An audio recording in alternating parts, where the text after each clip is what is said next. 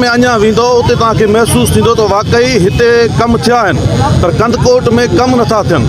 तो ख़बर ना है सियासी बुनियादनि ते हिते भर्तियूं थियनि थियूं या अञा का ॿी ॻाल्हि आहे।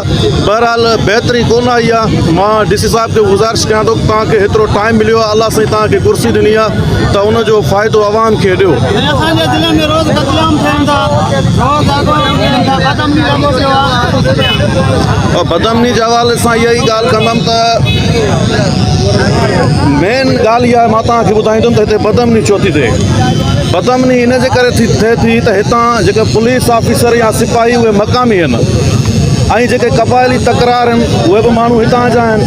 पुलिस जेकॾहिं चढ़ाई कंदी या पुलिस जेकॾहिं उन्हनि ते केस दाख़िल करे थी त वरी उहो ई सिपाही उहो ई ऑफिसर ॿिए ॾींहं ते शहीद थी थो वञे। त इहो बि मेन मसइलो आहे। जेकॾहिं कंदकोट कश्मीर में सिंध जे ॿियनि शहरनि मां पुलिस ऑफिसर हुजनि, सिपाही हुजनि, पूरी टीम हुजे त जीअं हू सुठे नमूने सां धाड़ेलनि जे ख़िलाफ़ बि ऑपरेशन करे सघनि। बल्कि जेके धाड़ेल मजबूरी सां धाड़ेल थिया आहिनि उन्हनि खे बि उन्हनि जा बि हथियार फिटा कराए उन्हनि खे बि आम शहरी जी हैसियत सां हिते जीअण जो हक़ ॾिनो वञे।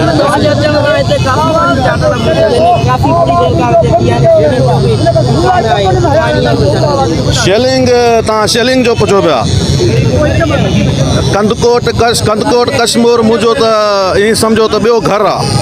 ऐं तव्हांखे ख़बर हूंदी त कोटड़ी में त पुलिस तक़रीबन 500-600 हज़ार जी तइदाद में पुलिस एहलकार आया हुआ।